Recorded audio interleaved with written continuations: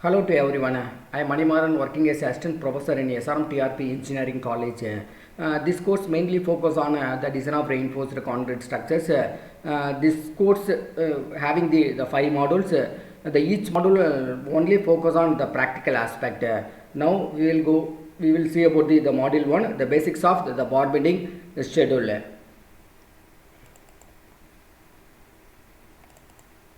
The bar bending schedule depends upon the bend shapes or cutting length of the bar according to the structural drawing. Because the bars are bent in the different shape according to the curvature of member. Each member will have it is the own the bar bending schedule. The basics of the bar bending schedule in this module. I will discuss the basics of the bar bending schedule, in which I am going to discuss about the various size of the reinforcements used in our construction industries. The next topic will be about the hooks, in which I will discuss the reasons for providing the hooks in structural members, the functions of hooks in stirrups, and how to calculate the hook length and cutting length of bend. I am going to discuss about the provision of the overlapping reinforcements bars in structural members, the provision of the cranked bars, and the how to calculate the cutting length of the cranked bars is also included in this module. I am also going to discuss the concrete cover, the spacings of the reinforcements bar, the how to calculate the number of bars, the number of stirrups, and at the end the important discussion will be about the basic steps they used to calculate the reinforcement details of in structural member.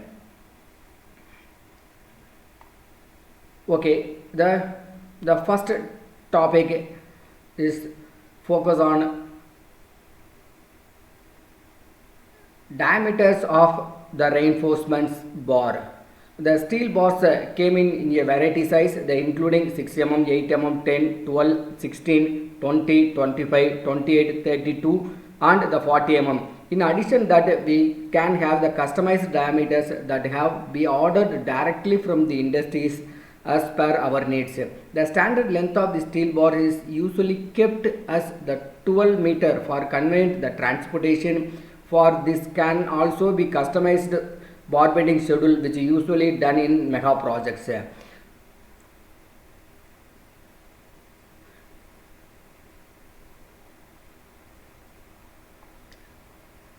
The next topic, the weight of the steel bar. The weight of the steel bar is calculated by d square divided by 162 the kg per meter. D is the diameter of the bar. For example, if we have a bar of the size 8 mm, it is the weight in kg per meter will be equal to the 8 square divided by 162. It means equal to 0.39 kg per meter. Weight per bar equal to d square divided by 162 into the 12. 12 is the standard length of the steel bar. For example, if 8 mm steel bar having the 8 square divided by the 162 into the 12 means the 4.74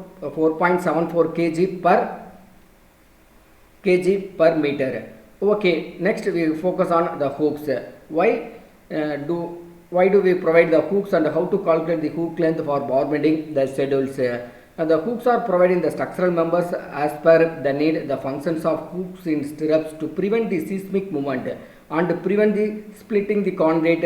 Those also keep the steel from the slippage of the concrete. They hold the steel in position and keep the longitudinal bars in place. The main function of the hook is develop the anchorage. Why there is the requirement for anchorage? The tension bars should be remain in position, otherwise the purpose will not be served. So to develop a bond strength between the steel bars and the concrete, development length records the move must satisfied. Now there may be chances that the required length is unavailable to meet the requirements of the development length. In those cases, the anchorage may be provided in the form of the hooks. The length of the hook is 90, while that is the diameter of the bar. The example, if we have the bar length is L, the bar is provided with the two number of hooks on either side. The cutting length of this bar will be equal to the length of the bar L plus the hook length 90 plus 90. The cutting length must be equal to the length of the bar plus 90 plus the 90. Is the bending calculation in bar bending the schedule. As you can clearly visualize from the above picture, in the steel bars the bend up either side, the shapes are usually used in footing. The length of this bend is taken as 10D to 16D, in which that is the diameter of the bar. The cutting length of this bar will be equal to the straight length plus bend. Bend is 10D to 12D is the cutting length. Yes. The next we have focus on overlapping length is called as the lap length. As we know, as the standard length of the reinforcement bars is the 12 meter. In case of we need to increase the span of the structural members like beam or column. Behind the structural the length of reinforcement bar, which means we also need to the increasing the length of the steel bars by adding the more reinforcement bars. If we add the straight bars directly from end to end, then there may be chances of the slippage of the steel, which is the prevent by overlapping the bars. The goal of overlapping is keep these steel bars connected so that the load can be safely transferred from one steel bar to the next. Now the question is the rise. Why should be the overlapping length? In the compression member, the lap length should be taken as the 40D. The while that is the diameter of the bar, the reinforcement lapping zone that decides the basic critical zone in column. But in practical point of view, we can take the 50D both the column or beams if we need the overlap. The reinforcement from the neck column to the footing. The lap, the length should be taken as a 16D. The length is also known as the development length. Next, we go for discuss about the crank bar or the bend up the bar. The cranked bar or those bars are resist the negative bending moment or simply hogging moments. Bend up bars are provided in slab as well as in beams since the members are subjected to the tensile stress. I have created the detailed section for bar bend bars. As you can clearly visualize from this picture, this is the inclined length is known as the crank length is equal to 0.4 D, in which D is the slab or beam thickness, top and bottom cover.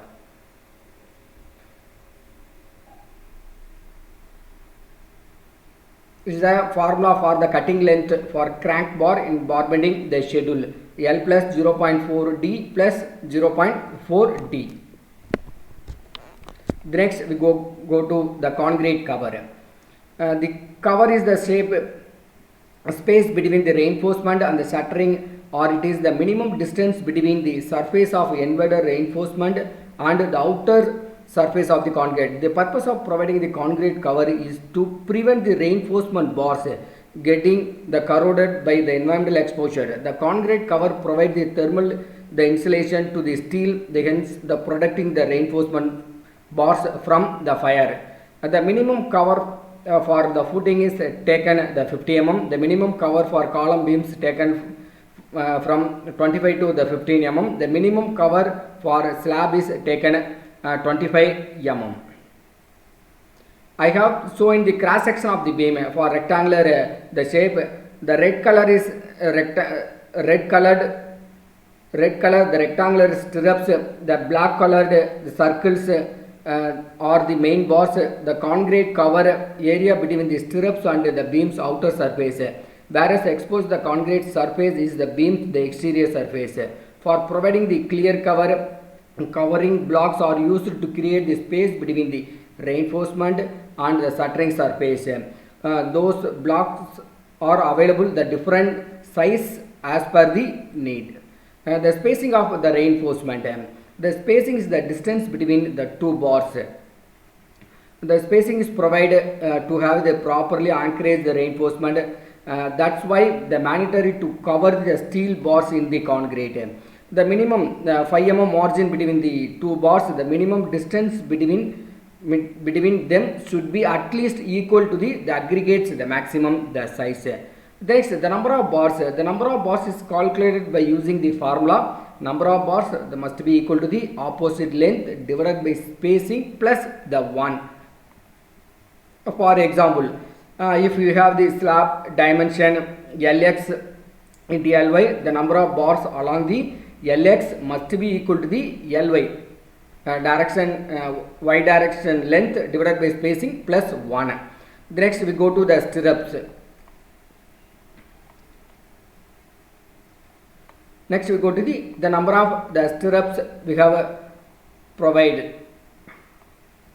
Number of stirrups is calculated by using the formula the number of the stirrups divided by actual length of the column or beam divided by the spacing plus 1. Next we go to the steps used in bar bending schedule. The first one is the calculate the length of the bar. The second one calculate the number of bars. Number of the bars must be equal to the opposite length divided by spacing plus 1. Next the number of stirrups. The next one is the number of the stirrups actual length of the beam of column divided by the spacing the plus the 1. The next to total length of the bars, calculate the length of the bar, the multiply by number of bars.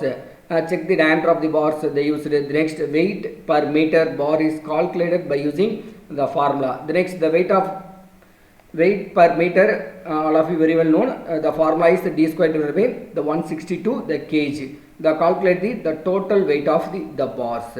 So there are the basic steps to be followed for the calculation of the reinforcement for any structural member.